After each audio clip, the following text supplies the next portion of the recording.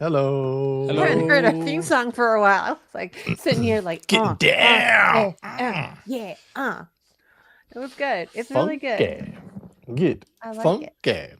We have good theme music. Thank you, Jason, again. All right. So, right off the top here, I just want to say, those of you who are listening to this, Cousin of Jaw's back. Wait, Cousin of Jaw's back. Hi, Cousin. Sorry, Jason. I'm sorry. I didn't mean to cut you off. I'm sorry. Okay, Welcome back, Cousin Jaw. We missed you. Was COJ not around last week either? Oh. No, Cousin of Jaw's been gone for the past couple of weeks, and I thought maybe we lost Cousin of Jaw, but Cousin of Jaw's back. Our titles just haven't been the same. I know. Okay, sorry. Carry on, Jason. I'm sorry. If you are listening to this, and it is not the time that we are recording live, so for everyone here, obviously it is live. You're listening to this in YouTube Music after the fact. I want to let you know something. Let you in on a little secret. What you are listening to is not the official audio podcast. Yes. Even though it looks like it is because you're in YouTube Music, but what you're listening to is the recording of the live stream, the live video stream. It's an unedited, raw version of the recording of the audio podcast. We got an email from someone who was in their rightfully, and I won't call him out. He knows who he is, and we had a great conversation about it. But who complained about there being a long pre-show banter before the show actually started, and saying, "God, just get to the news," which he's absolutely right. In the audio podcast, we do. Right. The curated, like edited for audio podcasts, the version that you get if you go to like Pocket Casts or even Apple Podcasts or Spotify, but you don't get that in YouTube. And the reason is because if we uploaded our edited audio podcast to YouTube Music to be served as a podcast, there would then be in YouTube Music, this is all Google's fault. In YouTube Music, there would be two versions of this podcast in audio form. There would be the legitimate one, which would sound like exactly what you expect it to be with none of this stuff that I'm saying right now. Right. And then there would be the audio podcast of the video podcast, or the video recording, let's just call it. That is what you're listening to right now. So if you have been listening to this as an audio podcast in YouTube Music for months and months and hate the fact that you have to listen to all this stuff, that is why. And it is not actually our fault.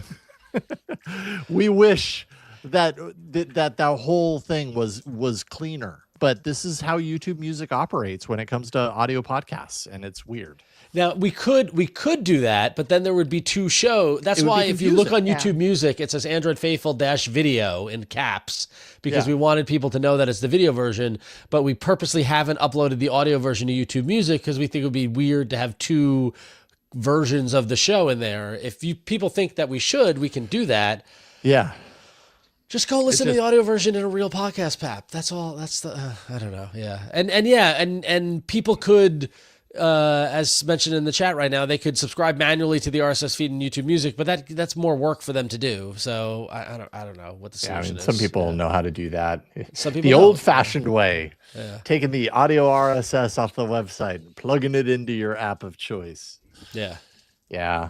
I mean, yeah, it's a bummer. So that was an eye-opening, illuminating email that you read to me about that. And I was like, oh, I hadn't really considered like what that must seem like on the other end. When you're on YouTube Music, you're like, hey, I found Android Faithful. I'm going to subscribe to the audio podcast. And then for 10 minutes, you get all of us talking about total randomness that has nothing to do with Android. I mean, now this goes back to the thing where what we did when we first started, Jason, if you remember, is that we would then go into the YouTube editor and cut this out.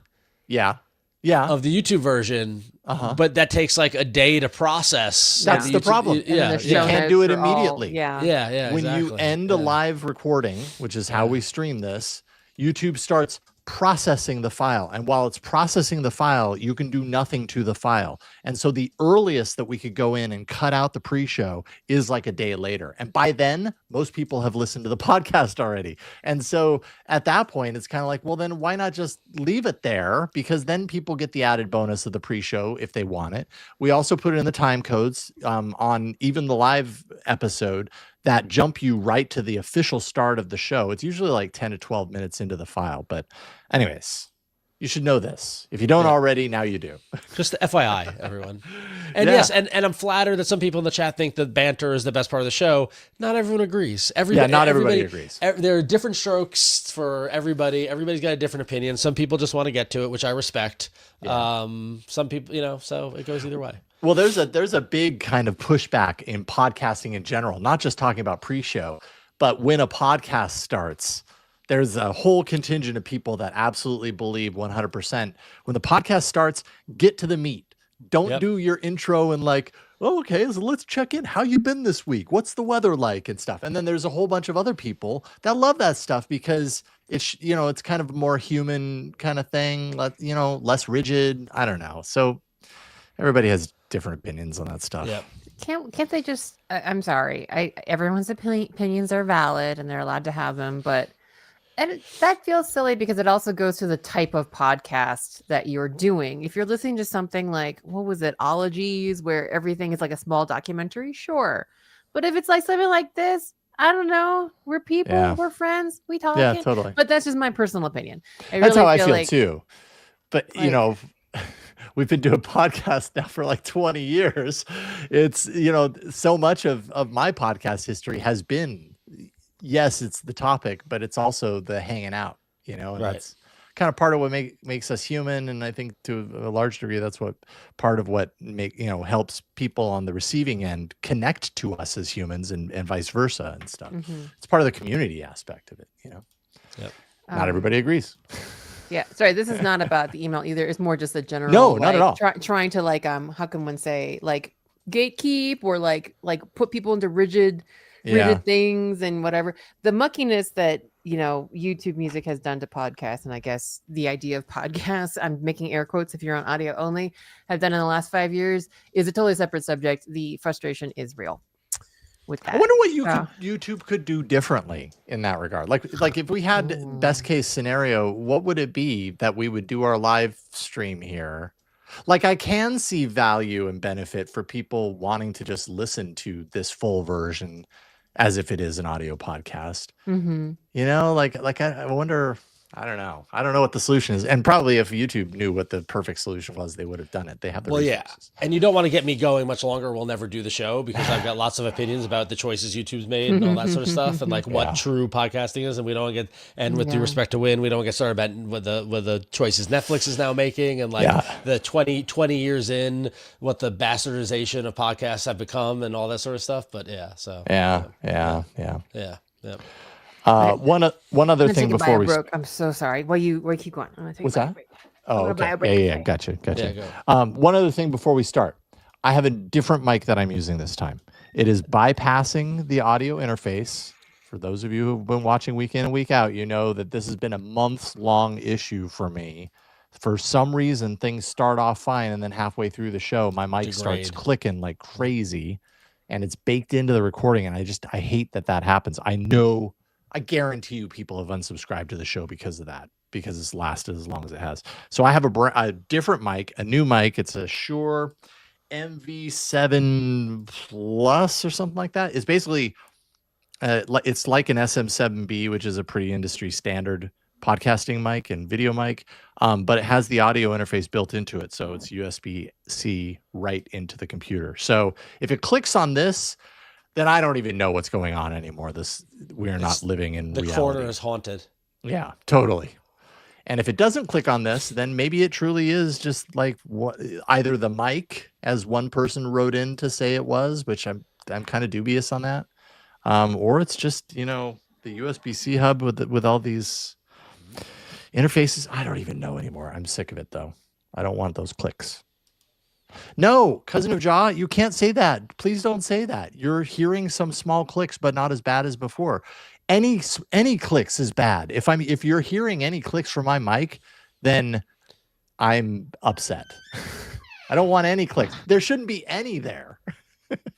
Not let alone small ones. And if they're small now, then they're going to get big later. Are they going to get, are we back to it's a networking issue, or is a or is it a USB issue, or is it a laptop? That's the thing. The laptop is the common, but when I'm downstairs and I use the setup I've been using for months, same setup, just downstairs. It works fine. So The same maybe setup exactly? Same setup exactly. Power supply? I mean, I guess it's probably a different power supply, or maybe not. I don't know. I never really think too hard about I wonder if it's a power issue. supply. Is it an older power supply up there? I mean, like a circuit thing, like not a circuit thing, but the. I mean, I've used the normal power supply. Right now, it's like I don't know. It's not the one that's matched to the computer, but it should be ample enough. Yeah. Actually, right now it's not even plugged in. The power supply is not even plugged in. Oh well, then that wouldn't be an issue then. Yeah. No. No. So someone just said working great once you moved your head a tiny way back, like now. So I was too close to it. Yeah, maybe it is a proximity thing to the mic. Maybe. This is the kind of content that the guy was I know. Yes, exactly. We're sorry. Yes, this stuff totally understand and agree. Yeah. So when I'm close to it, I'm distorting it. Yeah. I mean, and mind you, I have not really spent a whole lot of time setting up this mic. I literally thought last minute, like, oh, I should bring up this mic and try it instead. I'm so used to in podcasts getting close to the mic and talking into it. The other mic, that's what you do with that mic, the Howell, and so. I just did it a second right there. Yeah, that was while I was close to it. Yeah. No, when you were sitting back. When I was sitting back, and it did like the normal click that you're used to hearing. No, it wasn't a click. It was like a distortion. Yeah. It's frustrating. I can't reach the power thing, so I have to get that. In my. He said, still better than the conk out on episode 100. What happened on 100? I can't remember. I don't remember either. So sorry. I can't even remember anymore. I'm only laughing because this weekend my husband wanted to play Factorio with me for the first time, and so I went downstairs to our gaming room and I went under the desk and was cleaning up. It was the first time in about almost a year I've been down there, and the amount of debris and cobwebs and remnants of food that I had to vacuum was gross. And the cobwebs were so bad. Like, you ever try to dust carpet? Like when dust gets on carpet, it just doesn't go anywhere. I was scrubbing with it was absolutely awful. And by the time I was done, I was like, baby, I can't. Can we play another day? It was like we were like, okay, let's go take a quick hour, play video games together. And I was like, honey, I'm tired. I'm going to go upstairs after cleaning under my desk for 2 hours. Yeah. So anyway, clean under your desk, friends. I also found the case idea. to a Pixel 5. Whoa, really? Yeah, I was like, is this a Pixel 5 case? Because it had which one was the last one with the fingerprint reader on the back? Like the fingerprint divot. Oh. 6. That was the 6, wasn't it? Is it Pixel? I can't remember 6, what or it was was. it a Nexus? I don't know, but it had the fingerprint divot. Oh, the fingerprint sensor on the back. Tap. I liked that one. And then it had the notification shade gesture. Yeah, swipe down, swipe up. Yeah. Yep. Indeed-orino. Oh, there it is. What is this thing? Oh, where? What is that thing? What Razer? What year is this? 2021. Whatever year that was. I don't even see what model this is, but I see the exact phone that matches the case. Okay. 2021. Whatever that was. Full on COVID. Yep, full. That's probably what it ended up The on lost the desks. year. Yeah, we just weren't. We weren't. Yeah, we weren't our best selves in 2021. Yes, I also found a tempered glass front for the OnePlus Open that I bought. It's for some reason there's a piece of tempered glass screen protector. I don't know. Yes. Interesting. Okay, I backed the mic away from me, so I won't do my typical getting up on the mic while talking into it thing. Good so far. Knock on wood. We'll see. Yep. All right. Should we do a show? Shall we do a show? Let's do a show. Shall do we? Shall we show? Oh, and it do a is show. Win doing the open and the closey stuff. C'est moi. Okay. Oh God, close this article before I start reading this from one of the. Just say, hey, you guys, fingerprint sensors. Oh. Okay. Well, Ron, I will Okay. side stage you. I will flick off my camera. Let's see here. Screenshot. Unloop. All right, stand by.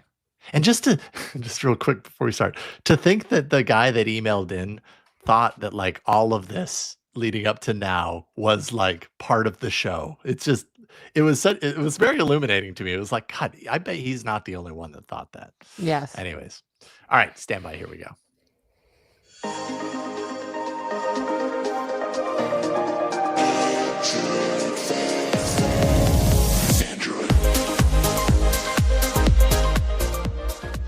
Hello there. Welcome to Android Faithful. Whether you're digging out from snow, thawing out of ice from the U.S. winter weather, or you're sad that your team didn't make it to the Super Bowl, we are here to warm your hearts and your minds with a little bit of news, a little bit of hardware, and a little bit of apps from the world of Android. I am one of your hosts, Huyen Howell. I'm Jason Howell, here to distract you from all of that.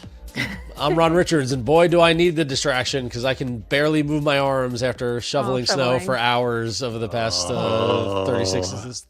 48 hours or so. How many times? So in the last 48 hours, have you had to shovel more than one day? Like go out there repeatedly? I will say yes, and I will say we're going to hold it because we're actually going to talk about how. Oh yeah, good call. Oh yes. In the news, we're in the news block. We have stories about how the Pixel Weather app, and I've got stories about Gemini, about how the roll technology played in this storm.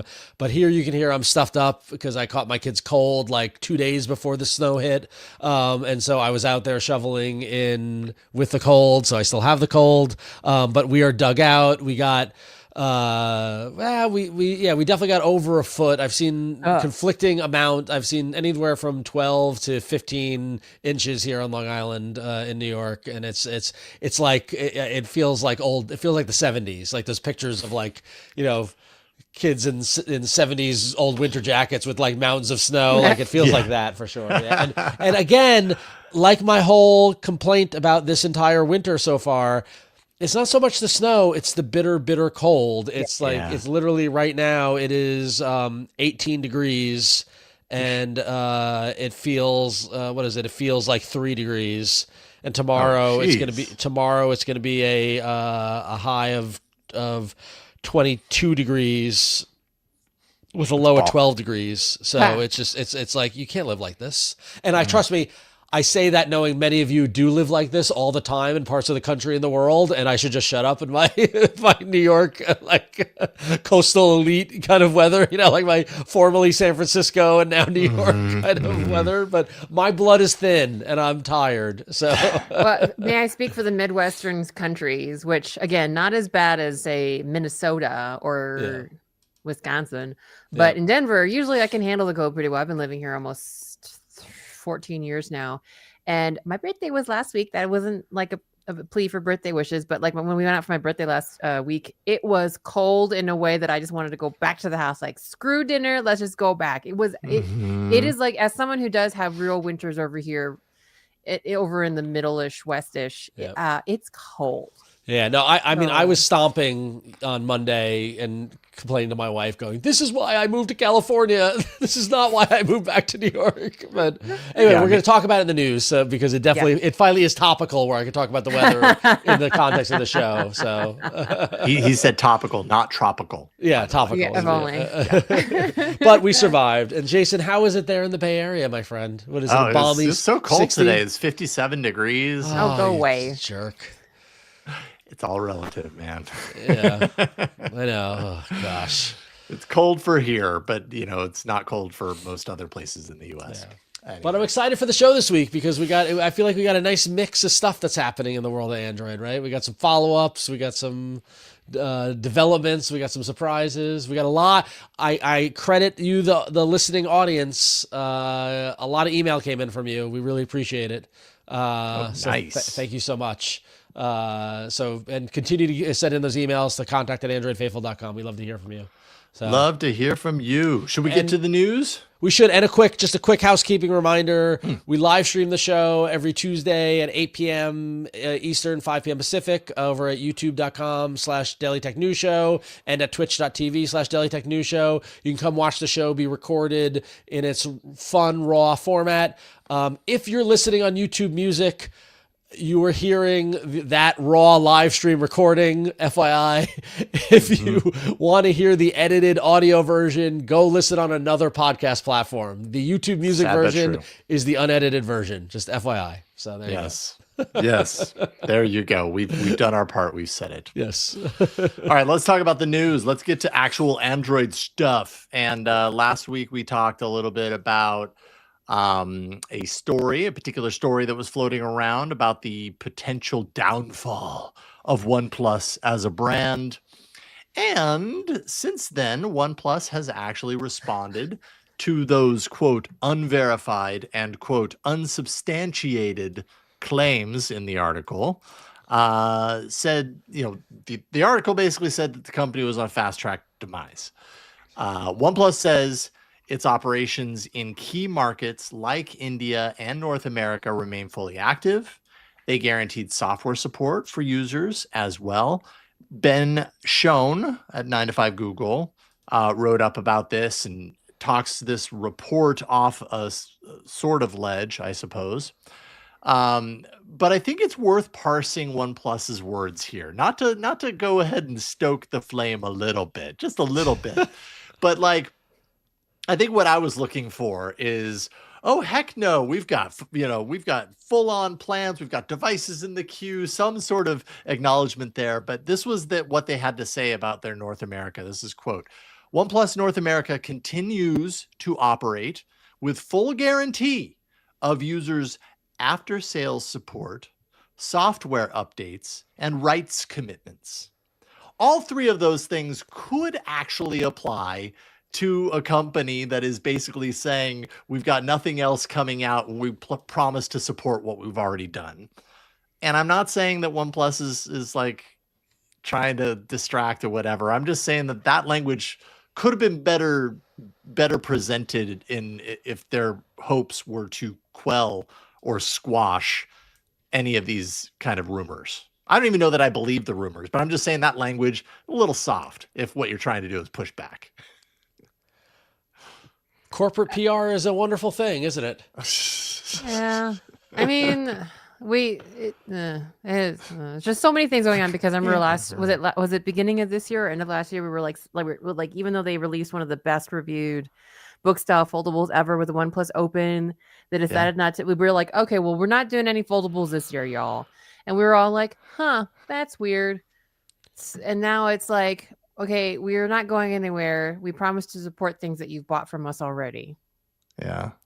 Continues to operate. Yeah. I don't know.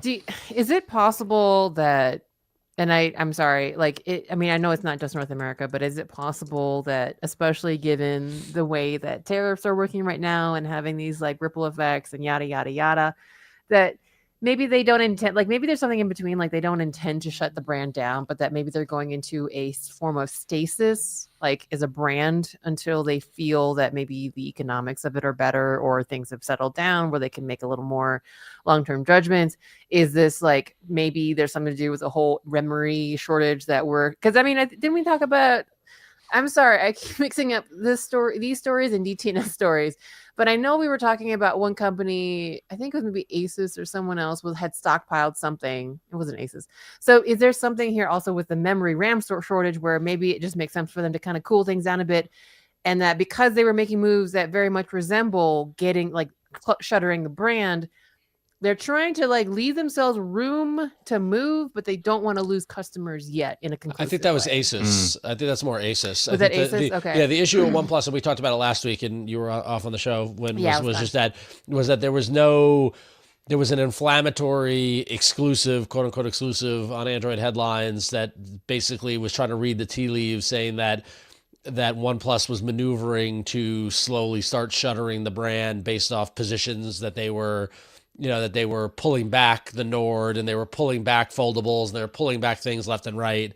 But there was no definitive thing like specifically around RAM or anything like that. It was more around specifically targeting products and markets, which is kind of exactly what OnePlus said in their response here, right? Yeah. So, I don't. It's funny that OnePlus felt the need to respond because it caused such a I was gonna say a word that I can't say on the show. It caused such a maelstrom of I feel like everybody reacted to it in some way, shape, or form. Even Marquez weighed in on it, and everybody was talking about it in some shape or form. So they had to respond to it. But yeah, Jason, like the corporate crisis PR wordsmithing was in full effect there in that statement for sure, and it does not really put any worries. Like they're focusing on India and the U.S. from what it sounds like, right? Yeah, and.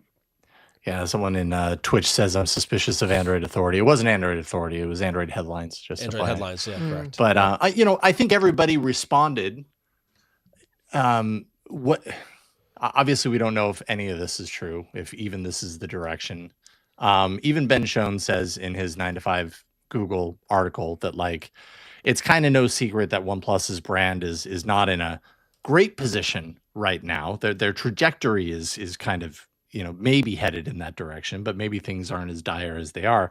But I think everybody responded to this, at least to a certain degree, because it would be a real loss for OnePlus to not be in the market anymore. I really, truly hope that doesn't happen. And I think a lot of people probably feel the same way. And so, maybe there's some light in that particular part of the tunnel, but I don't know what that does to the story. OnePlus of 3 or 4 years ago, remember they were like really turning it around and they were taking risks and they were like doing cool stuff and stuff like that. And I don't know what turned or what changed or what's going on with Oppo or, what kind of does, but like, and they're going to do what they have to do with their business. And and if they've, like Oppo in their portfolio have obviously got Oppo and they've got Realme and they've got OnePlus. And if they're going to strategically position these brands, that is up to them. I hope they still allow OnePlus the leeway to be innovative. And as long as we still have OnePlus here in the States, and they're releasing the quality of phones that they have been historically, then great, then more, continue on. But we might have overblown OnePlus's position in the marketplace, I think, due to our sentimental feelings about the brand. Yeah. Possibly, sure. In reaction to this, Yeah.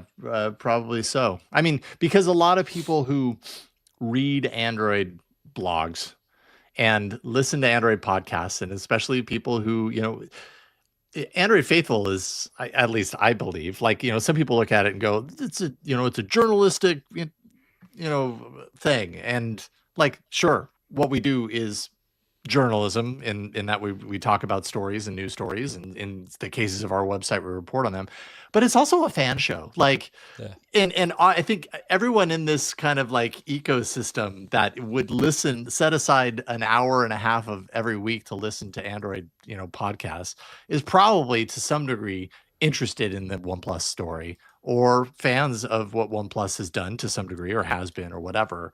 But we are by no means representative of the larger market as far as that's concerned. Probably part of the reason why OnePlus, had such a short run in carrier stores in the US. Probably one of many reasons, but it's known to us. It's not known to everyone. That's right. Exactly. It's still very niche despite it being US based. And so, but we'll see. We'll see what they put up or shut up now, OnePlus. So, all right. So on to the weather. So should we talk about the weather? Or should we talk about the government? No. Let's talk about the weather. I didn't get that reference. I'm so sorry for once. Oh my God. REM song. Should we talk about the weather?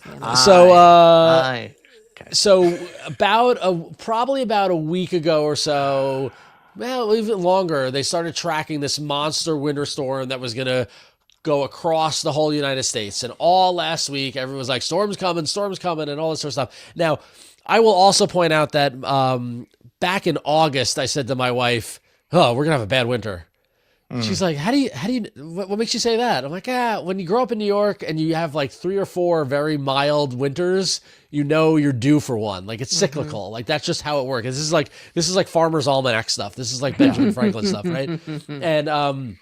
And growing up, that's how it was. We would have like a really bad winter, and then we'd have like 4 years of mild winters, and what it was. And the past couple of years have been mild winters. So this winter has been extremely cold. We've already gotten several snows and that sort of thing. So we start tracking the storm, and several days out from it, like, so the prediction was the storm was going to hit us on Sunday, this past Sunday, on January, I don't even know what day is it anymore. It was going to hit January, that's February. It was going to hit January 25th, right? That was the day that the storm was going to hit. And so right around like January 20th, 21st here in New York, the crazy local news and stuff like that started predicting snowfalls in the range of 15 to 22 inches in the New York metro area, New York City and Long Island, which is just is insanity. Like we never get that kind of snow anymore. Like they used to in the 50s and right. But still. And so we're just like, oh my God, that'd be crazy, right?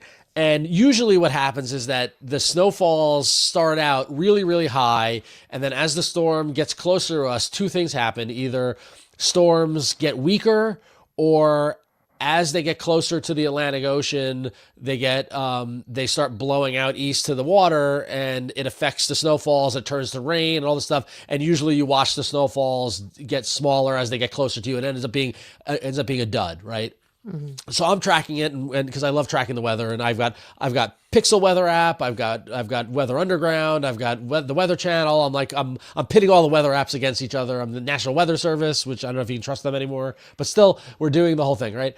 And so and I'm keeping my family briefed, and we're watching, and sure enough, the snowfalls as we're getting closer to Sunday are starting to drop.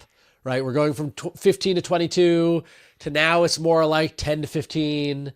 And now it's like 12 to 15, then it's like 8 to 12. And I'm like, okay, now it's going to be like a normal, whatever, right? Fine. Now it is Saturday to Sunday night. Put the kids to bed, get ready. It's going to be a big snow day. We're going to make hot cocoa. We're going to watch the snow. We're going to watch a movie, stuff like that. For whatever reason, I can't sleep, partially because I've got a cold, partially because I was just thinking about stuff, whatever. So I wake up and so I go to bed, and the last thing I do is check the Pixel Weather app with the lovely little widget with the prediction of total precipitation. And when I go to bed, it says it was like 12.92 inches snow predicted for Sunday. I'm like, great. Wow. I wake up at like 3 in the morning to go to the bathroom because I'm old now and I have to go to the bathroom in the middle of the night. And so I go to the bathroom and I take my phone with me and I check, and I saw it drop to like 7 inches. It's like 7.7. I was like, I knew it. This storm is going to be a dud, right? And so I'm like, And so I go to bed thinking all superior. I go back to sleep. I wake up at like 6 a.m. before my kids wake up. I check my phone again, and the snow accumulation has dropped to 0.22 inches. And I go, wait a minute. Listen. I predicted that this snowfall is going to drop, but it's not going to drop from 15 inches to 7 inches to 0.22. There's no way we're not getting any snow, is there? So I hop over to the Weather Channel app, and sure enough, they're predicting 13 inches. And now I'm like, what? So I go back to Pixel Weather, and they're now up to 2 inches. That's weird. So then I check an hour later, and it's back down to 0.3 inches. It just can't make up its mind. Needless to say, from that point on, the Pixel Weather app no longer had any accuracy whatsoever for the rest of the storm. And I was so relieved when I went online and saw articles from 9 to 5 Google and from Android Authority and other sites. Everyone else was reporting the same thing. For whatever reason, the Pixel Weather app completely dropped the ball on this storm. And I don't know what the source of it was or why it did or what happened, but it at no point between Sunday and Monday night did it accurately give me the snowfall totals for my area at any point. And I don't know if Google has responded to what happened or what it was or what its source was, if it was coming from the National Weather Service or what it might be. But I was just it was one of those things where like I thought I was having a delusional like fever dream. So I was kind of glad to see it validated that other people would. But like whatever was feeding the Google Pixel weather app, it just was wrong, straight up wrong, and was just and like they start seeing really weird responses across the whole country, and it doesn't look like Google has come up with an answer as of yet. So we'll keep an eye on this to see what it was, but real bummer because I love the Pixel weather app up to this point. So It looks so nice. I know it looks nice, but Right. when it's blatantly telling you like as far wrong as possible, it's disturbing. So when you lose confidence in it, you know. Oh, for So, sure. yeah. Yeah. I mean, and meanwhile, like weather forecasting is never 100%. Like you know what I mean? Like there is no true. Sure, like, that's one of the hardest prediction. things in the world. Yeah, yeah. But when a number of other sources are getting it right and Google's getting it wrong, then you're like, what's going on here? That's a little strange. And there was some crazy stuff with the AI generated one. I think they one of them I think it was an Android Authority. They reported somebody said that they got a report that Blurtsy. Chili Flurzy. Flurzy, yeah. Flurzy. It's not even a word. Okay. Yeah. I don't know what a Flurzy is. So sorry. I don't know what their source is. I know that they have their own AI model and all that sort of stuff, but it's got to be coming in from somewhere. But the fact that it was so wrong. So I just switched over to the Weather Channel for the rest of the storm. So. Yeah. And now are you back to Google? Yeah, I am, just because old habits die hard. But but I will, when it goes red in the weather storm warning, I will question it. And I will tell you, if they'd kept the frog, I would have trusted it a little more. Oh, so yeah. Don't just get rid of the frog. That's just like a general rule in life. Yeah. Don't get rid of the frog. Yeah. Well, according to Droid Life, they collect data from NWS, NOAA, Environment Canada, and a number of sources and run it through a quote internal forecasting system. And then, of course, even money, or probably good bet there's some AI sprinkled in there. So who knows? Who knows? Who knows? Interesting. Well, speaking of AI. Speaking of AI, AI in the EU, perhaps two abbreviations that are not going so well together. So it's the European Commission has yet again invoked the Digital Markets Act. You know, it's that I don't remember off the top of my head when the Digital Markets Act was passed, but it is the EU legislation that has led to a lot of the anti-competitive and oh my gosh, kind of like anti-monopoly like sentiment, as well as different kind of actions that the EU has taken against not just Google but other large companies in the last 5, 6, 7 years. Well, they're bringing some new proceedings again against the Digital Markets Act, this time against Google, which is why we're talking about it, and it has to do with Google's deep integration of Gemini within Android as an operating system. And basically, the EU has opened DMA proceedings against Google to ensure that, that this advantage that Google is reaping from having Gemini deeply embedded inside of its mobile OS, which is still the largest share mobile operating system in the world, that they need to open the features and kind of like services that are accessible to its own AI, Gemini, to third-party services. And this is not too dissimilar from the idea of, it's the same general concept, right, of allowing third-party searches, third-party billing, and such and such and like such and such, right, which are all things that have kind of like come into play because of the Digital Markets Act. Another thing that came up is also that as part of these proceedings, Google must also provide rival search engines, and this has been kind of pinged around a little bit. That Google must also provide rival search engines and AI chatbots with access to anonymized of Google's own. Google must share anonymized ranking query and click data in order to, I guess, help competitors to foster a better, playing field, a more even playing field. This commission will offer preliminary findings within 3 months and aim to kind of conclude within 6 months. And at that 3-month mark, we're going to be seeing a draft maybe of what kind of measures it intends to impose on Google to comply, with these, kind of with this like requirement of sharing data, as well as opening up its integrations, its AI integrations. It is speculated, it is, I'm not even sure where this came from precisely, whether this is a threat or just like based on precedents. But if Google is found to, if Google is investigated, a fine of up to 10% of global annual sales might be imposed under the DMA. I guess this is maybe under the DMA. I think I remember that correctly. That under the DMA, they can be fined up to 10% of global annual sales if they violate kind of any of these like findings and things like that. So, yes, so that's a thing. Mm-hmm. um, I have very mixed feelings about this.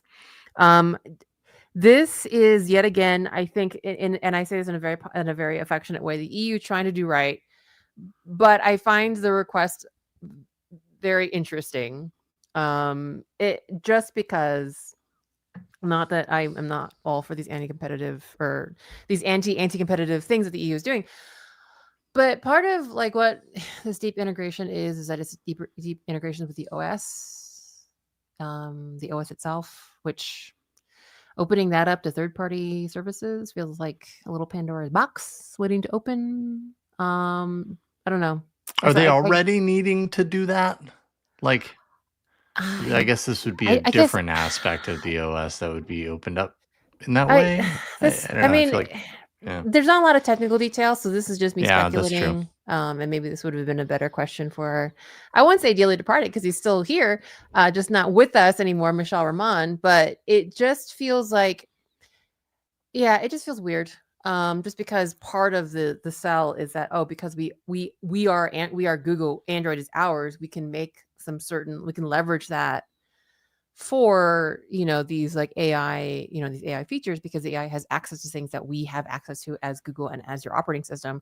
So as an engineer, part of me is like, man, that's going to be a lot harder, or it sounds like a little more fraught than, I don't know, sharing data or something that, I don't know. I mean, sharing data also.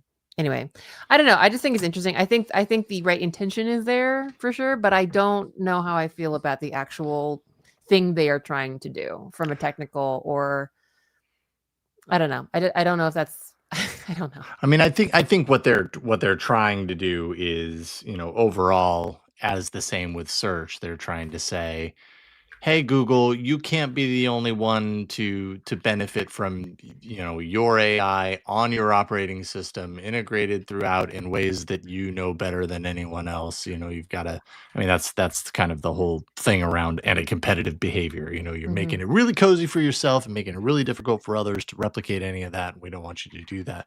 I wonder what Gemini has access to that others don't. I'm not saying that it doesn't. Like, I know that Gemini on the back end has access, like as we've learned in the last couple of weeks with the release of personal intelligence, Gemini has access to a lot of account information for Google users if you opt in. That's within the model itself. The integration into Android, I don't know, I'm kind of curious to know, like what does Gemini have access to that the integration with Android makes possible that other companies can't do? Like, I just legitimately want to know the answer to that question. I'm not even questioning that it exists, but yeah, I mean, most of the things that I am aware of as a developer are literally APIs, which are things that are meant for those integrations. So that's not what this is covering. And I know it's confusing, and I'm sorry I don't have more technical details. I can only think that it is the AI itself either being able to directly access, read, and or interact with system services. So as opposed to being like a system app, right? As opposed to being an app that runs on top of the operating system and has a bunch of cool AI, I almost said a bad word, AI stuff in it. It is actually working in collaboration with the operating system, which to me feels a little more risky, and you probably want a trusted entity to be doing that. But again, I'm not a secure person either. So I don't know. It sounds weird to me. I did take an operating system class, I swear. So I don't actually know, because this doesn't seem to be an API thing, because they have open APIs that they can that third parties can use. This seems to be about whatever the secret sauce. And maybe this is the problem, is that we just don't understand. And perhaps does the EU understand? I'm trying not to say that directly, but what are the odds of that, right? And that's why I think I keep bringing it up, because they have good intentions, but it's just like when they wanted to like charge for linking on the internet or something. I forgot what was one of the EU things where they wanted to like be able to block linking on the internet. And I was like, that's how the internet works, right? I guess my impression is that there's a lot of good intention. I don't know if the technical, I'm a little curious about the technical side of this, whether this is it's efficient, whether it's going to work, or whether it's going to do what you think it's going to do. Yeah. Interesting. Yep. So I guess we'll see in 3 to 6 months what actually shakes out, and whether that's 10% of the global annual sales from Google's pockets. I mean, it's just so funny that it's just like conceptually, like why would Google open up any other AI to the operating system? Like that's part, like this is where, like again, I mean, but I guess the same argument can be with Chrome. Like this is, like, I guess if you want to open up ChatGPT or Perplexity to plug it in, but like, that's part of what makes it, like Jason, the personalization extensions, right? Like that's part of what makes it magical. Like I will say, like, I totally forgot. I got so caught up in the weather aspect. I didn't, and this is tied back to Gemini. I actually used Gemini to say, I opened up Gemini and I said, okay, take a look at the weather around me, and based off the weather patterns, which I probably know if it was getting flawed weather from the Pixel Weather, if they're getting from the same source, tell me when I should go shovel. And I had Gemini telling me when I should go out and shovel based off of the radar and based off everything that was coming out. And it was really funny because it was like, okay, great. Go, don't go out now because the wind is too strong. It's going to blow back. Because what happened is that my brother-in-law was texting me saying we should go out right now. Like, I'm going to go out now and clear it out. And I wrote to Gemini, I go, well, my brother-in-law says I should go out right now. I never said my brother-in-law's name. And Gemini came back as like, well, Jack is probably thinking, oh my goodness. Because I connected Gemini to Google Photos and I identified Jack's photo and it knows who. So like Gemini knows my whole family now and like was using them by name. And I said my sister, and it's like, well, Christina thinks, like really creepy. But it was fun, and Gemini gave me a whole plan for shoveling, and it was pretty effective and it worked. So I mean, but that's what's making me nervous is that. Yes, there is an argument to be said about the big player using their, like leverage and privilege or access or whatever to continue to keep other players out of the market. But then there's letting a third party into your operating system and having access to these services and your information that is now it gets a little murkier about who's got permission to what. Right. So Pandora's box covered in snow. Very interesting. Okay. Indeed. You know what else is very interesting is patron picks. Our patrons, patreon.com/AndroidFaithful. We have so many of you. We could always use more, by the way. If some of you are listening and you're not patrons yet, you could be a patron, and then we'd be thanking you too. We thank you anyways, but we'd be thanking you more. Because we give you the opportunity to vote for a story that we talk about in this show. Two of the stories that we do not talk about in this show will be talked about in a patron exclusive after hours feed, which you also can get access to if you become a patron. So patreon.com/AndroidFaithful.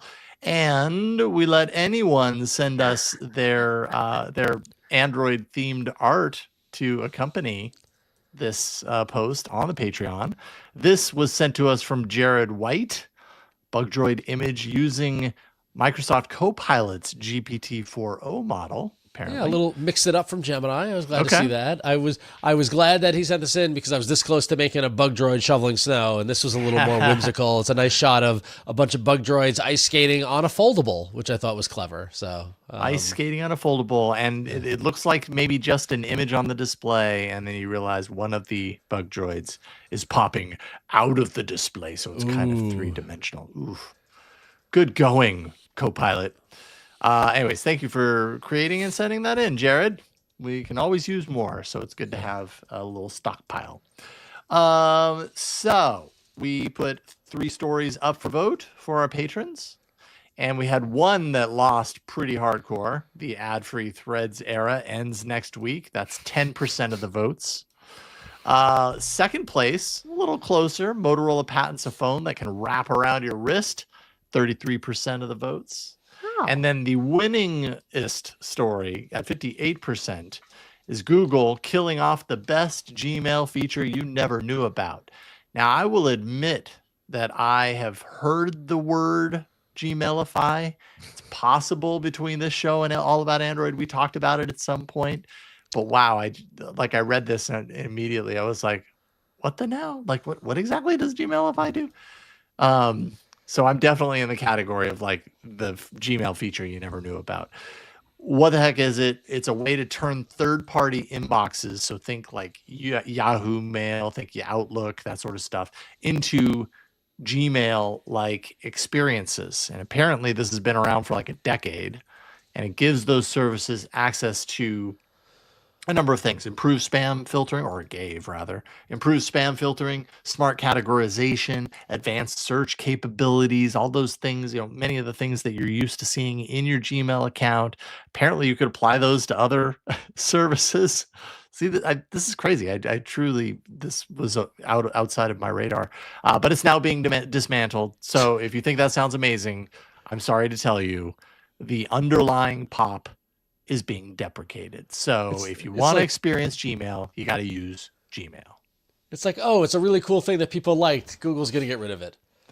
Did people, I mean, I'm sure some people liked it. Did many people use it? I didn't even know this existed. I mean, I hadn't even heard rumblings of it. Like, I think it's hysterical that Google needed a thing in Gmail to make Gmail like old Gmail. Like is that like a weird Ouroboros? Like that is like, but I guess the sense that, as they get rid of POP3, also the irony, Jason, if you remember my collection of POP3 email accounts that I had for years before I switched over completely everything to true Gmail. I didn't even use this when I had those. I wish I had known that. So I think I did too, because I had in uni, I had a lot of, in the engineering department, we all had POP3 accounts, and I kept doing it for a while. I'm pretty sure I did use Gmailify back in the day. Is the timing on that right? How old am I? Anyway, I think I used it. Interesting. I definitely never did. I haven't used it in a couple decades though. So for what it's worth, or a decade, whatever. How old am I? I don't know. No one knows. I don't know even know how old I am anymore. Yeah. I lost track. Yeah. So there you go, Gmailify.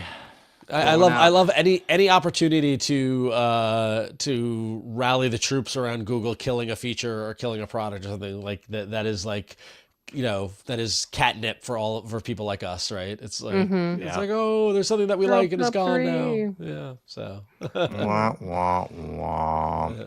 Well, big thank you to Martin Kautz and John Cooper, two of our amazing patrons who help us continue to do this show on a monthly basis. And once again, you can be one of those people as well. Patreon.com/AndroidFaithful. Head on over. At the very least, subscribe for free. And then maybe, just maybe, we'll convince you to upgrade someday. We'll see. All right, we're going to take a break and get into some hardware on the other side of it. That's coming up. All right, so nothing like hardware other than some renders and some reveals of new things to look at. And earlier when we were talking about OnePlus, we were talking about Oppo. I never remember exactly what it is. Is it Oppo or Oppo? I can't recall. I think I've been saying Oppo more than Oppo these days, but I've said both. But so there was a render reveal of the Oppo Find X9, the back of the camera with its non-Hasselbladdy, or is it still Hasselbladdy? I forget. But camera back, still featuring the camera, the camera unit that looks like a shower head, but with an interesting dual tone design approach. And that some people are calling it a little retro if you look at it. But what you've got is two designs, one black on black, which is kind of hard to tell the subtlety. But if you look at the second render, which is a gray on black, and you can see it's kind of like a gray base tone, and then two black kind of raised areas on the back of the phone, and then the camera, the circular camera unit at the top of the area, give it that kind of retro look. And some people are liking the risks that Oppo is taking with this design. I don't know. What do you guys think of this dual tone shower head approach? It's interesting. Like, is this squishy? It looks like it's squishy. It does. If you want, I want it to be like rubbery, like that kind of. Yeah, exactly. We don't know because it's just a render. But if you hold it horizontally, if you tilt your head horizontally or scroll down and look at the photos of people holding the phone, the guy holding the phone, it's like an old camera, right? Where like that's the grip where you hold the camera and do the shutter shot, right? Like that's like a old kind of camera shot. So, yeah. So It looks like the lenses shrank in the wash or something. Just because I feel like we're used now to like big A camera bumps and big lenses and everything. For some reason, the proportions make me feel like the lenses are really tiny. So but if you look at it in the photo in the second photo with not this one, the other one, it looks enormous in that woman's hands. Yeah, no, I mean that's fair. like so maybe that, the rest of the phone has with the not Honey, I Shrunk the Kids, Honey, I Blew Up the Kids, but Honey, I Blew Up the Phone, but not in the bad way. In the Honey, I Blew Up the Phone, but for some reason the lenses stayed the same. I get it, and we've definitely seen plenty of like add-on kits that have given phones like the actual like side handle, like a point and shoot, like an old school point and shoot has. Like, was it Realme or Redmi? No, it was Xiaomi. Yeah, which me are we talking about? Yeah. Oh my god. I'm so sorry. Anyway, so I get it. I think the one that is like silver with the black accents definitely gives an old school camera vibe. It's okay. I mean, like, it's not my favorite design, but maybe it's not meant for me. So. Cool. All right. Well, the Find X9 Ultra from Oppo is going to be an early Q2 launch in China. And then there's rumors are that's going to get a wider global release, including India later in the year. So stay tuned for that. Okay. What you got, Win? What do I got? I got another leaky peaky, and this one is from this is written up by a friend of the show, Ben Schoen, but it is from WinFuture. Is that a Windows site? What is WinFuture? Yeah, it's a German site. Okay, it's a German site. So they purport to show a battery bank, a Qi 2 battery bank. Oh, I said it right this time, for the upcoming Galaxy 26 series. So what is special about this, and why would you have a specific Qi 2 battery for the Galaxy S26 series? Well, if you're a Samsung person who has a maybe Qi... Sorry, is it Qi compatible or Qi ready? Whichever is the one that's like the less good version, where you have to put a magnet. Well, I mean, regardless, if you're a Samsung person, you know that the charging area, the magnet tends to kind of almost overlap the camera bump a little bit. I'm holding up my Z Fold 7 to show you. And so a lot of times if you have a battery bank, like a Qi enabled battery bank, where it fits over the the circular area where the magnets and the charging goes, the camera bump tends to kind of just invade the space, right? Most battery banks are unsurprisingly rectangular in shape and proportion. So when you try to like take your anchor and slap it on this, because the battery bump is the camera bump is so bumping, a lot of times the battery bank will be either misaligned or just not work. And so to fix this, so that you can use your Qi 2 accessories, or use a Qi 2 accessory with your Samsung, these renders seem to show something that for about 2/3 of it looks like a regular Anker or whatever your favorite Qi 2 battery bank is, with the built-in magnetic ring, but the top part actually has an inset around the top part of the ring. So it's mostly rectangular, and then there's actually a cutout inset area that kind of carves out a little bit of extra space around the Qi 2 ring, which would be a perfect place for that big stonking banging battery or camera bump to go. So that's what it looks like. If you're interested in that, it looks like there might be a color matched USB cable, and according to WinFuture, this custom Qi 2 battery bank looks like it could have an output of 15 watts and a 5,000 milliamp capacity. It was a pretty standard stuff. But yeah, it's interesting because that is a problem with the way that Samsung has been positioned its Qi 2, where the magnet or where the charging ring is. And it's also why the accessories for Samsung get a little bit specific, and probably why we haven't seen any like proprietary Samsung things yet, is because they needed to engineer around this problem. And so if you're interested, take a look at it. I know I'm not describing it well, but basically there's a cutout for the camera bump, and this might be what we see as part of the upcoming Galaxy S26 series launch. So there you go. Interesting. I'm not going to buy it. I don't need to buy a battery bank that fits just, I mean, it's probably going to work on any phone. I just don't like, look at this thing. Oh, what's wrong with it? I don't. That's the reaction it. you want. Look I just at like It's different. That's all. I just like that as we inch closer and closer to the inevitable Samsung Galaxy S26 launch, which is going to happen sometime this quarter. Little leaks like this start to emerge, and that's always a sign that we're getting closer and closer. We start seeing Yes, it accessories is. and things like that. So yeah, Indeed, it is. Yeah. we'll keep our eye on it. But speaking of Samsung, Speaking of Samsung, the phone of the century, the best of CES. the Jason? trifold, the phone everybody wants to try. Well, two things to know about this. Well, I guess three things. It is going to release very soon in the US. In fact, I think we have a date for that, and it is January 30th. So at the time of this recording, it is January 27th. So in a couple of days, it is expected to go on sale in the US, and you will pay $2,900 for it. Is that the most Wow. expensive phone now? I mean, What's the Didn't- maxed out iPhone? wasn't there like Virtu or some luxury brands yeah. or whatever? What But is the yeah, most- $2,900. I can't think of many phones that are that expensive. Oh yeah, That's crazy. totally. It's But we knew this thing was going to be expensive. And if the Z Fold is 1,800, I kind of expected maybe this was going to be like $500 or $600 or $700 Well, more. I mean, or something quite like honestly, that, if you divide 2,900 by 3, it's 966. So it's the cost of one S26, right? yeah, right. or two. Yeah, it's 3 phones, right? Yeah. It's yeah. Okay, all right, so that checks I mean, out. I guess the math. I mean, Samsung. I did the math, and it adds up. It's 3 phones, so there it is. Samsung did the math too, apparently. So Oh yeah. I was just gonna say, I asked Gemini what the most expensive Android phone is.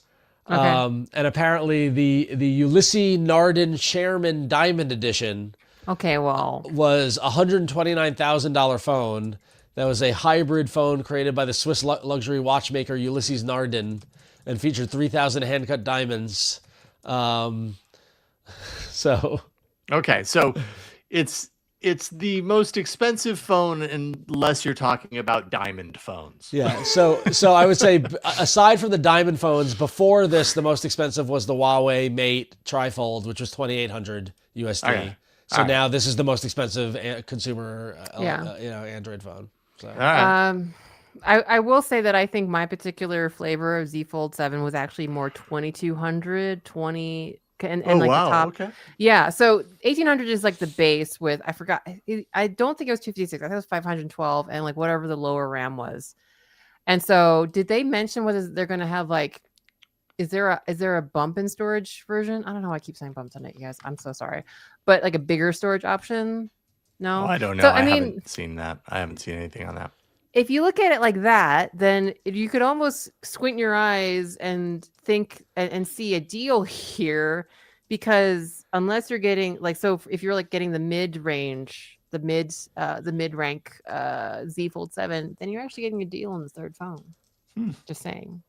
Okay. I'm not You're sort of condoning selling it. Yeah. Okay. Sort of. I really want to try it, but I like my Z Fold 7 so much. I don't know if I'm going to get any. I'm not going to get an extra 50% utility out of one more screen. I don't. So Yeah. I don't know if you guys saw friend of the show Michael Fisher's video review of it, but I guess he's been tooling around for 4 weeks with the Galaxy Z Trifold, and he released his review of it. And it seems to be, I haven't watched the whole video yet. I plan to, because his video review is always so well done and so close. But it seems to be a positive review where he summarized it as it's not just a phone to tablet, but rather like phone to laptop. Yes. Because it has kind of the thing, text and built it's into it. Yeah. extremely productive and being able to, a productivity device. Yep. So, it's compelling. It's compelling Yeah. if you're on It the is go. compelling for sure. Yeah, 100%. As someone who Yeah. is working on the go a lot, it is compelling. I'm not sure yet. This might be my breaking point with foldables. Well, you've got a couple of days to make a decision. If you happen, and $3,000. yeah, and yes, exactly. And if you happen to have a Samsung Experience store near you, you could go in tomorrow and try it out. I'm just saying, they have them there. So, Just You could go. do that. Someone in the Android faithful audience, go to a Samsung Experience store and bring someone else with a camera. And I want you to spend as long as you can in the Samsung Experience store and send us the video of it, of you just folding it. And just be like, and then be like, can I help you? And be like, no, thanks. And just fold it. Download Flappy Bird. Download the foldable Flappy Bird. And flap it. Hey, do you think because there's 3 screens, do you think because there's 2 hinges instead of 1 hinge that you actually can do Flappy Bird better on the trifold? Oh, good point. I don't know. Yeah, we'll see. How does that work? Someone do it, please. Yeah. Okay. You get someone kicked out of a Samsung Experience store. I'm so sorry. Yeah, that person who's listening that works at the Samsung Experience store is like, no, don't do that. Do not do that. All right. Take a break. $2,900. Wow. Save your money. Well, it's almost tax time if you get a tax return. There you go. So. Yeah, we're all swimming in money around here. Yeah, exactly. $2,900 for a phone. All right, we're going to take a quick break. When we come back, we're going to talk about some apps, and we got a bunch of emails from you guys, the listeners. So stay tuned right after this. And we're back with our favorite music streaming service, YouTube Music, which we joke a lot about being frustrated about it with podcasts, but I do use it on the regular for music now, and I use it when I'm traveling and stuff like that. And I'm actually very excited to see that they finally are adding queue syncing across platforms. So if you use YouTube Music on Android or the web like I do, or God forbid iOS, and you have your queue lined up, and then you step away from your desktop and go to your phone, it'll pick up where you left off in your queue, which is very, very nice. Okay. And I want to see how this works with Android Auto, because that's usually the 3 platforms I go the most, from my desktop to my phone to the car, but the car is being powered by my phone, so I'm hoping that will work anyway. That would make sense that it would. Yeah, glad to see it work. So yeah. And then what about play position? Does it sync that? Oh my gosh. Good question. Like if you pause a song, that'd be kind of or like if you're listening to like a podcast, be it real or fake. Yeah, I wonder if it says your queues are simply kept in sync, with YouTube Music appearing to prioritize the last play session on any device to update / override existing queues. Yeah. So I don't think it's play position. Yeah. So So interesting. Yep. So YouTube Music. Thank you. Yeah. I use YouTube Music primarily because my Spotify account has been basically poisoned by everyone else using it in the car, and so that's my YouTube Music account is mine. That's my YouTube Music account as well. That's why I didn't post my YouTube Music year-end rewind, because I believe my number 1 song was from Descendants or Zombies or something like that. Yes, it was just it just is not did not reflect my taste in music, but so. Okay, well, do you guys like memes? Yeah. I used to like them a lot better than I do now. Wait, did you say do you like me or memes? Memes. Me? I like you, Memes. Win. I guess I like me. I don't. But Okay, well, if you do, you might be excited for a Google Photos feature that is rolling out soon. I don't have this just yet. It is experimental and it's only available for use in the US and the English language, but unsurprisingly, it's an AI-based feature whereby you can upload a photo of yourself into either a preset template that Google provides, or upload a picture of yourself and or a meme, tap generate, and you will be memeified by Google Photos. So very specifically, if you have this, you open Google Photos app, go to the Create tab, which is the kind of like, predominantly kind of AI features tab. And at the bottom, you will find this is what the feature is called. Goodness help me. A meme. A meme, as in me, myself, meme. God, why isn't it just me? Why is it meme? Why is it not me? Yeah, I don't know. Or just meme.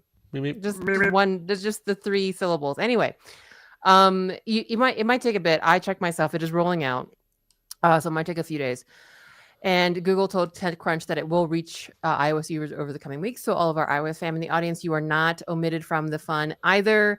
You will see like an onboarding on-screen instructions the first time you use it. And then the next time, you won't have that onboarding feature. And as I mentioned, there are some preset templates that Google provides for your... Sorry, I'm trying to find it. There are some preset meme templates, but you can also, again, as I mentioned, upload your own meme. You do have to upload a photo of yourself. Google advises a selfie or a photo where your face is clearly visible. tap generate. And there is an example in the article that, he's not a friend of the show, but I feel like we've mentioned Assemble Debug so many times. Assemble Debug spotted this feature back in October and is now celebrating its launch. And there is an example of a meme. And so you can see here, it presumably is the "This is fine, room on fire" meme, or someone uploaded their picture. This is not fine. Okay. Can I also say that the person presumably the "This is fine, fire in the room, drinking a cup of coffee" meme was selected, and this very handsome gentleman picture uploaded. Couple things. Number one, it's a little weird because the person is facing right at camera. Yeah. And the coffee is on the side. And also, does he not look a lot different? It looks like Adam Scott with a beard. The gentleman's picture has a mustache, but no beard. He has blue eyes. The person in the meme has a beard, brown eyes. It's definitely not perfect. No, it's not perfect. Which is weird because AI is usually very perfect. Yes, but, absolutely. We know how wonderful AI is at these things. So, not to just dump on it. I mean, I don't want to just dump on it, but I don't know. If you like memes, maybe you'll find this delightful, but it's I honestly just picture "This is fine." Like this is fine is probably the perfect meme for this, because that's kind of this gentleman sitting blank face staring into the void while the flames burn around him with a cup of coffee on the side. That's me right now looking at this feature personally. My problem with this is that the only thing that makes all they need now is Jimmy Fallon to use this on TV, right? Like to make it less cool, right? Anyway, all right, let's move on. Yeah. Let us know if you try it and you find a meme you like. I do not have it in my settings, otherwise I'd show it off, but I don't. I don't either. Unfortunately, I was going to show it off and groan a little bit. But Google Sans fans like that, it's coming to Google Docs. Finally. After being open sourced last December. This is the font that was used on Android phones, starting with the big 2015 Google logo redesign. There was a couple of different iterations of Google Sans across their different kind of surfaces and stuff. And so it's a font that you probably recognize if you've been on Android for any significant amount of time. Google says the goal is a more unified experience across devices and platforms, creating clearer, more comfortable interfaces for users wherever they engage with technology. So the news here is, it had been open sourced, and now you can find it inside of Sheets, apparently. I hope it's more than just Sheets. Like, I imagine probably Docs and stuff like that. Yeah, I'm sure if it's probably across the whole thing. If it's in the font list, then totally. There is a process, though, that you have to go through to find it. It's not just right there in the menu. So the 9 to 5 article on this kind of walks you through those steps. It's not too complicated. Just more fonts. Google Sans, there it is. I just added it to our doc. Nice. Should we change everything to be Google Sans then? I just made the story. I just made the story in our document in this font. Did I swear I'm gonna hit undo. I swear to God. Look. Oh, there it is. So look, see how different it is. So our audio listeners, it is now a wonderful sans serif font in Google Sans. So I'm going to use this on all my stuff. So cool. I actually like it. Yeah. I don't know if I'd. Okay, maybe I won't know. Did you undo it? I did, and then I redid it. I'm just shenanigans right now. I just undid it and redid it several times. I'm so sorry. All right. Well, that is the apps news. And last week I put out the call for all of you to write in emails to us at contact@AndroidFaithful, and boy, did you guys respond, which is awesome. We got so many emails. We got so much to work with. We can't get through all of them, but we got 3 of them. And we'll get right to them because we want to get through all 3 of them because we like to hear from you. And I've got the first one, which is from Down Under.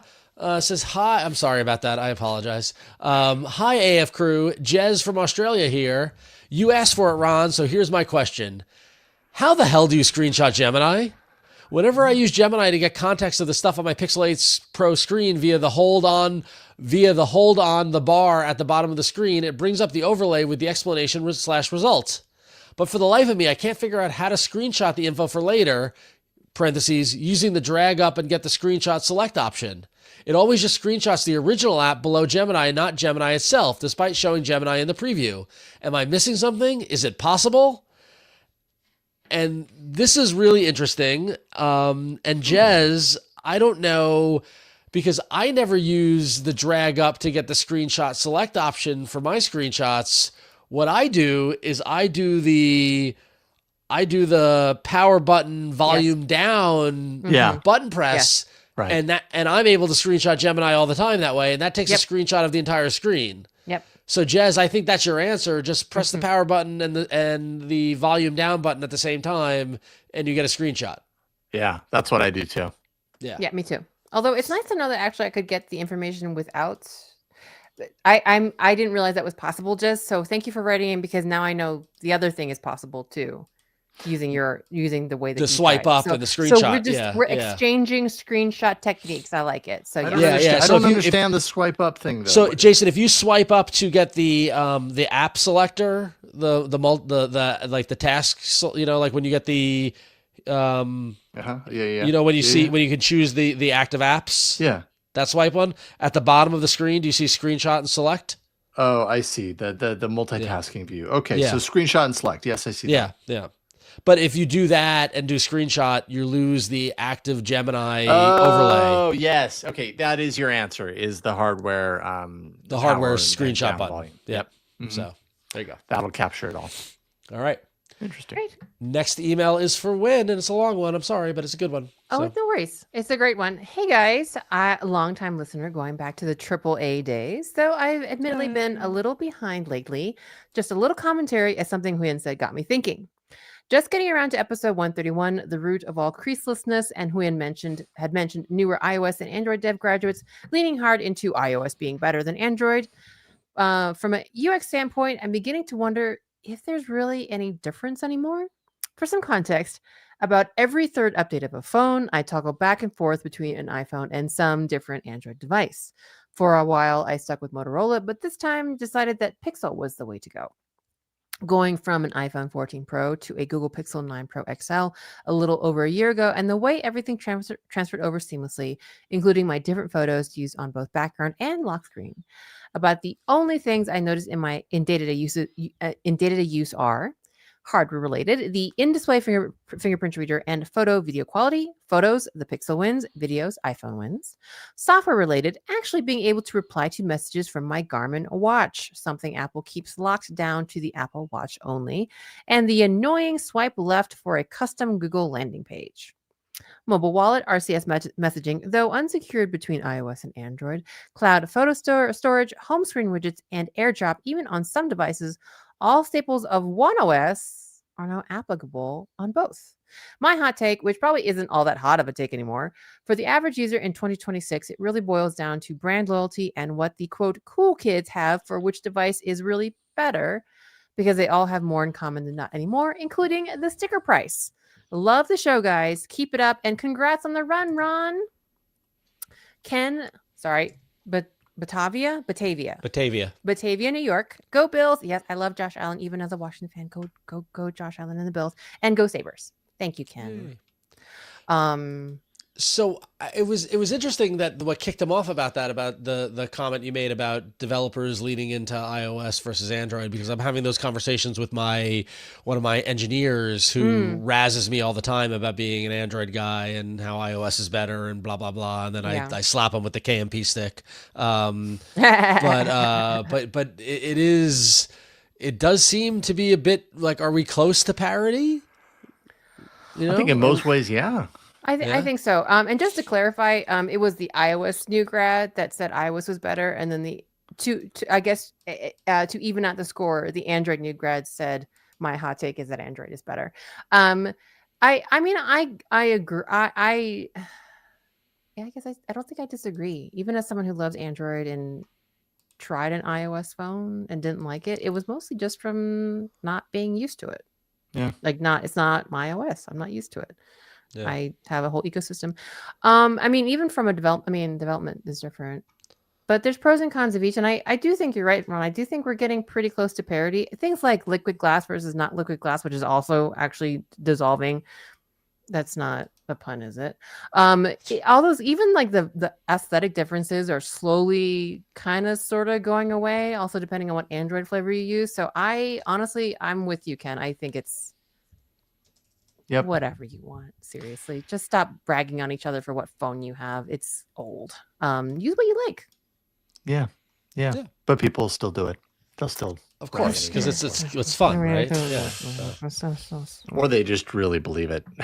Yep. I mean, all right, we got one last email, Jason. All right, one last email. Hopefully my audio holds up for it. Hello, team. Great show as always. I wanted to clarify the confusion regarding Porsche Design and the Honor phones. So we talked about that last week. Porsche Design is a separate independent company from Porsche AG, which builds Porsche cars.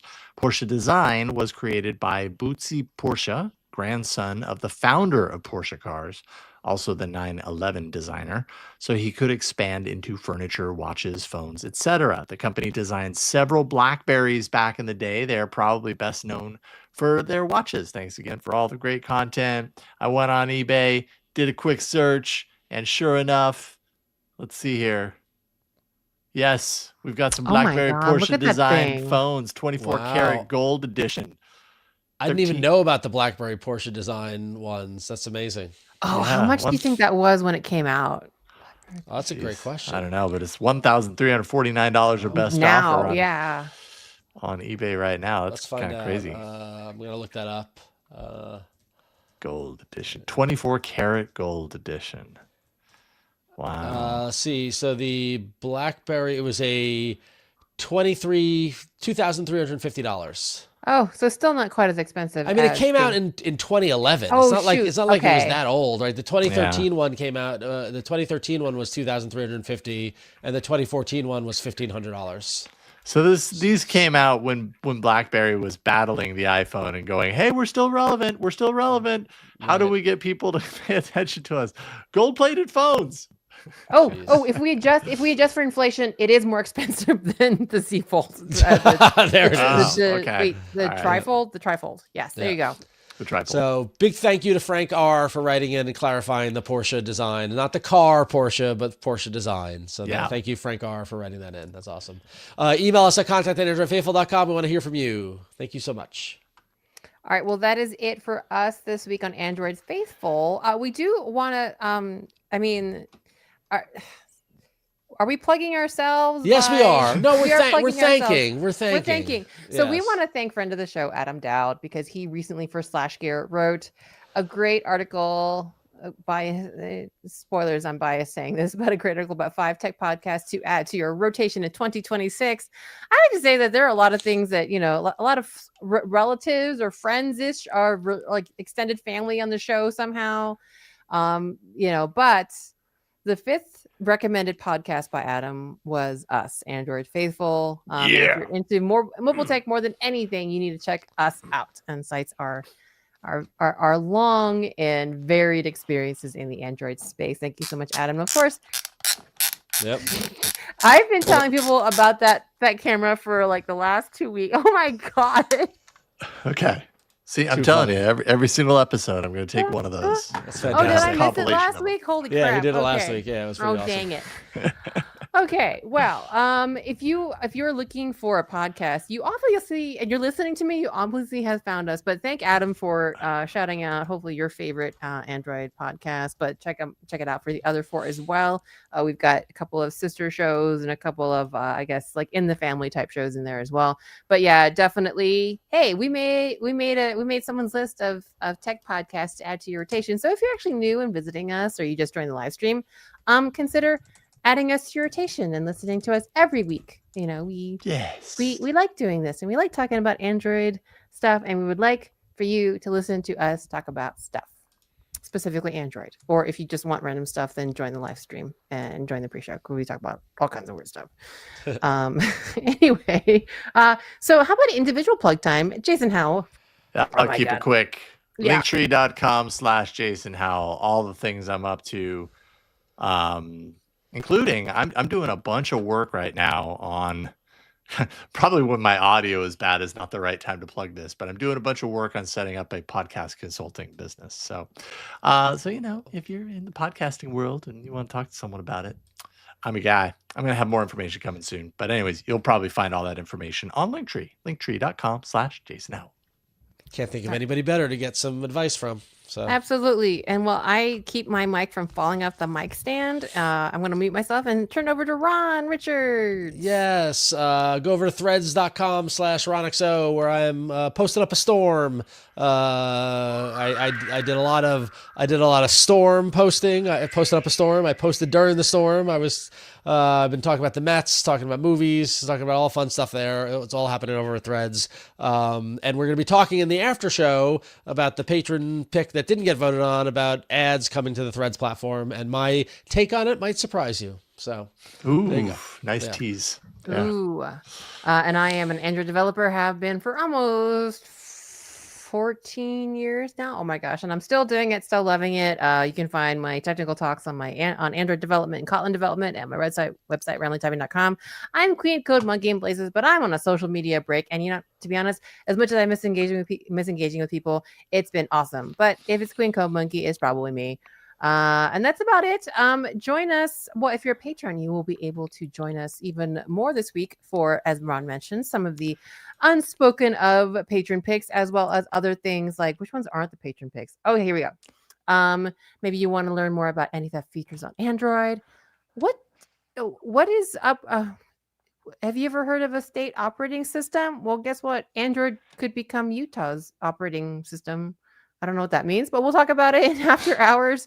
And we can also talk about some mid-range phones because you know us, we love us some mid-range phones here. We didn't get any in the main show, but we're going to talk about it in after hours. So if that is interesting to you and you're a patron, go ahead and check your feed. Otherwise, if that does sound interesting to you and you haven't taken the plunge and started supporting us yet, consider it. You get this and more. And what could be better than more? Nothing. Nothing. There's nothing better. Nothing is warm better than weather. Warm weather. Okay, warm sure. weather. Yeah. All right. Well, we are going to call it there today as we all continue to defrost and thaw from the cold weekend, unless of course you're like Jason and lives in his nice Californian 57-degree weather while the rest of us warm up. But that is us. That is us for this week. This podcast publishes every Tuesday evening. You can subscribe to us at patreon.com/AndroidFaithful or directly on our website androidfaithful.com, where you'll find not just episodes, but also Oh, dang it. yeah, check us next time on Android Faithful. Bye. Bye. What happened? Did I go too long? When the music plays, your audio goes away. Oh, that's it totally right. There's some disappears. weird thing that happens with only you, is that when the music plays, your mic cuts out, and we don't And we so don't know. at like the most critical, let's plug our stuff point, it just goes silent. Should we do another take on the? Should we do another take on the outro? And can you add that in? I mean, I post, can or? edit it into the Okay, podcast. wait, just like the last couple of Yeah, sentences. do So, the last. Is it my audio track? I mean, I know you is my Well, audio let me- track? okay, real quick here. Let's just see this. Your settings. I'm going to take a look at your settings. Okay. You have echo cancellation on. If I take that off, okay, we're gonna play a little game here. Go ahead and do your outro. Okay, well that is all right, y'all. It's been a long day. My brain still is defrosting. So we are going to call it for this week. This podcast publishes every Tuesday evening. You can check us out at our very own website, androidfaithful.com, where you get episodes, where you get wonderful articles written by folks like Flo, who's in here tonight. So check it out. We'll see you next time. Is it the echo cancellation? Yep, that's it. Okay, so Yep. for DTNS we have that on because for some reason having the echo cancellation on keeps my audio from being a mono track on stereo. Something about the mono and stereo gets all messed up because when echo cancellation's off. So we've had that on. But if it's messing interesting. okay, so I'll have to echo cancellation off for AF. I mean, or I cancellation can on check for it when DTNS. we Yeah, jump in that's here. But StreamYard. yeah, that's what I Yo. suspected might be the case. Okay, well, good to know because yeah. I think approximately, I think Hammond figured that out. I think the timeline matches up. Yeah. All right. Well, Okay. thanks StreamYard for nothing. Well, but it is weird because plenty of people have done things with echo cancellation, and that doesn't happen when No, it you isn't. play other things. And you're in headphones. What doesn't make sense to me is you're in headphones. So it's not like the audio is going into the room. Like it doesn't make No. sense to me why that echo cancellation would cancel your audio. But it clearly does. Strange. Yeah, at least one mystery solved. My whole I'm mic so thing sorry. not solved, apparently. And it's as bad as it was. It's been worse. It's definitely been worse, but it's present. Yeah, It's present. So. Oh God! All right, let's do titles and then let's get the after show done. I hate that, you guys. I hate Sorry, it. I don't know what it is about the corner. I don't know what's there's something. There's a goblin there. There's a Goblin gremlin in the corner. Didn't used to do this. Didn't Like used to a- do this. Yep. I have another idea though, as I'm thinking about it. Yeah. Okay. I'll work on a few things. Should we talk about the weather? I mean, that's pretty good. Pretty good. That's pretty title. good. Yeah. Too much banter. Meme. This is not fine. It's so Do cold. not like that name of the feature. Get to the point. Here. I Shit. couldn't tell if that was a criticism or based on something. Ice skating on a foldable. Oppo less than OnePlus. Flappy Bird foldables. Death of OnePlus is greatly exaggerated. Asus and OnePlus, we were on a break. Nice. Gemini is the new Internet Explorer. Gemini knows my whole family now. Oppo's God. big back phone camera. Droidy by nature. AF getting the benefit of the doubt. And Goblin in the corner. Okay, The Cousin John, Goblin. what do we do without you for all these titles? Seriously. I know. Like, I know. we miss you, Seriously. bud. We missed you, cousin Jaw. I think it's got to be. Should we talk about the weather? Should we talk Yeah, about the yeah, weather? let's I think do it. it's Yeah. I think it's decent. That seems appropriate. Oh, I love the new font in the dock. It's pretty cool. I love it. It's great. Well, we should put that on a template, right? Because that otherwise. Yes, we Yeah. got to There apply we that go. to the template for sure. I did it. All right. All right, cool. Well, thank you, everybody. Fun times. Thank you. Good times had by all. Thanks for hanging out with us. I will not be here next week, but Okay. you guys will be here without me. And we will have Flo that day? I think so. Hopefully. Yeah, I think so. Well, there's going to be a week where both Ron and I are out because I'm going to be out the week of February 24th, I think he's. Okay. Are you We should maybe put or that in there. confirmed? Pretty confirmed. All right, so no one. It's more like it's either the 17th or the 24th, but I'm pretty here. Let me before All right, I we're confuse gonna do anybody. maybe, and you let us know. Okay, yeah, I'm going to check it right now and I'll fix it. Yeah. Either way. Okay. Play the fun theme music for after hours. Why do you want to dance? Save it for after hours. You got to pay for this music. Come on. Come on. All right, everybody. We're gonna kill the live stream and get to after hours. Thank you, everybody, for being here. Thanks, Thanks for being guys. patient Bye, once Ray. again. Bye. We'll see you soon. Bye.